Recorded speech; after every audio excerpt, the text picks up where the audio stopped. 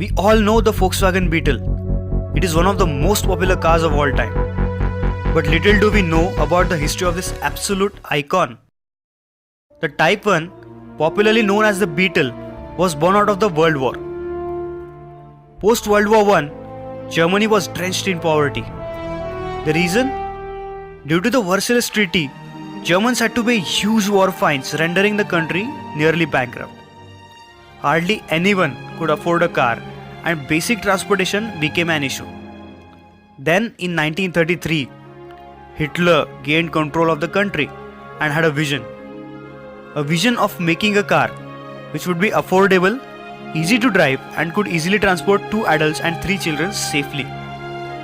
Multiple companies signed up for this initiative, but it was Ferdinand Porsche who got the recipe right. And then, the people's car, or in German, Volkswagen, was established. But in 1945, the Soviet Union invaded the country, and the factory went into British occupied Germany. The existence of the company was in danger, but due to the assistance from the British, the production continued, and rest is history.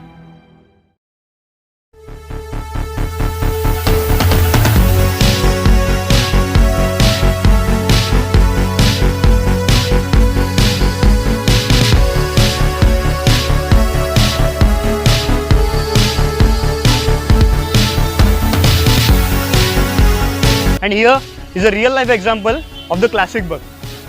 The classic Volkswagen Beetle was such a massive success for the company that they sold nearly 2 crore Beetles during its lifespan around the globe. What's the reason for such a massive success of this car? Well, there are 2 primary reasons for that.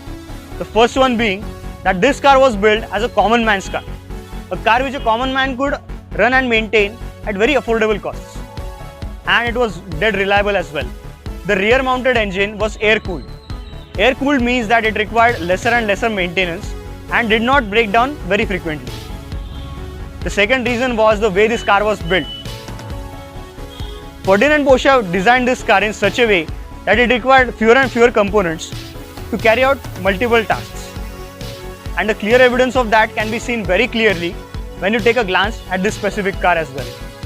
Most of the cars have metal linkages in their door sills to restrict the opening of the door to a certain extent. Well, the designers of this Beetle did not bother to put those linkages there. Instead, they designed the hinges in such a way that they restrict the opening of the door by themselves. So, fewer components are required to build the door of the car. Instead of providing a separate key and lock mechanism for the front trunk, the engineers placed the front trunk release mechanism inside this lockable glove box. Which means that once the front glove box was locked, there was no way to access the trunk, further reducing the number of components of this car. It didn't even come with air conditioning. Instead, it had this windows which opened to increase the amount of airflow getting into the cabin if you didn't want the main window to be rolled down.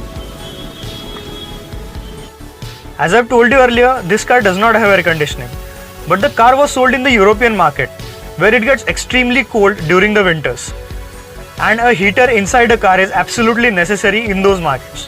So how did they manage this? Well, this car is air cooled, right? So what they did is they used the heated up air used for cooling the engine and pumped it inside the cabin. They did that using these 2 levers down at the center console, which channeled air, hot air, through a few ducts inside the cabin. And the most ingenious idea of them all is this. Most of the cars have additional pumps to pressurize water and spray it through the windshield washer squirters on the windshield to clean it up. Well, this car had a great idea. It actually uses the pressure from the spare tire mounted in the front trunk to pressurize the system, and when you press a button, it simply sprays the water which was pressurized by the front tire on the windshield to clean it up. How German is that? There was such high demand for the classic Beetle that the production lasted for nearly 7 decades. But due to stricter emission as well as safety standards, the production of the classic Beetle had to be stopped. The last classic bug rolled out of the production line from the Mexican facility in 2003.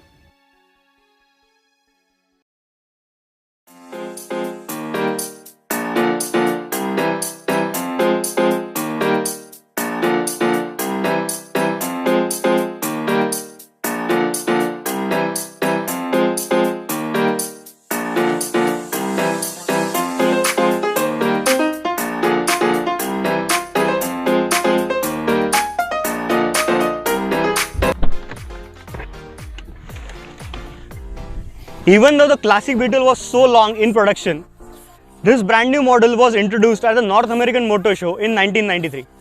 It was designed by Jay Mays, not that hairy guy from Top Gear or Grand Tour, and Freeman Thompson. The concept received so much positive feedback from the public that the Beetle was finally put into production in 1997. The new Beetle is generally referred as a new Beetle. The Beetle started receiving multiple updates over the years. The specific version here is a 2008 year model. Even though the exterior styling and the overall proportions of this new one have been heavily inspired from the classic Beetle, underneath this car is completely different. This car has been based on the PQ34 platform of the Volkswagen Golf from 1997. The classic Beetle was infamous for its rear engine rear wheel drive layout, but this one is exactly the mirror image of the previous one. It's a front engine front wheel drive layout, completely opposite to the classic Beetle. But this new bug has one big problem. You see, the previous Beetle was built as an economy car, a car which a common man could buy and afford to run and maintain. This new one, I'm afraid, cost nearly 30 lakh rupees on road. It did when it was brand new in 2008. So how is it to ride? Let's find out.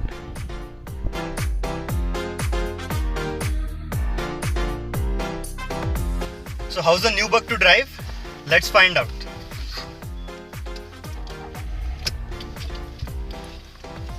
First of all, it's extremely silent. There's no enough sound to tell you that it's on.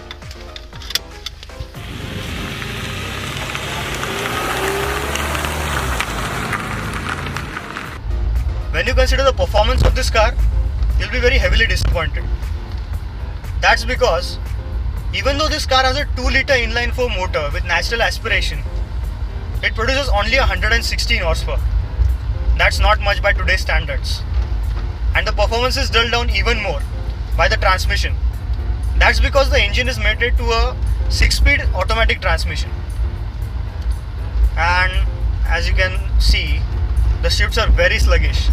It does not hold revs above 2000 RPM and instantly shifts into the next gear. That's for fuel economy, of course.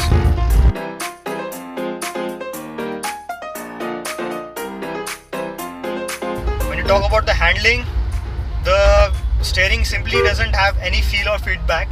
It's supremely light at any speeds. And the suspension as well.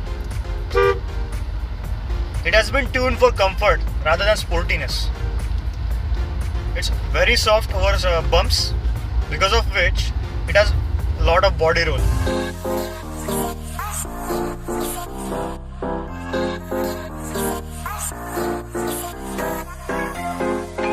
But that's not the main point of this Beetle.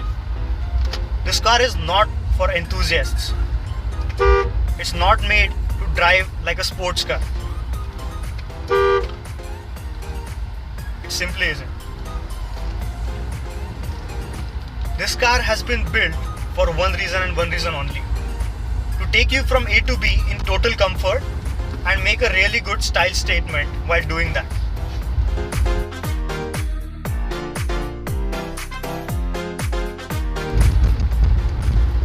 And that sums up the Beetle actually, because the original world as well was simply not a sports car, it was an economy car.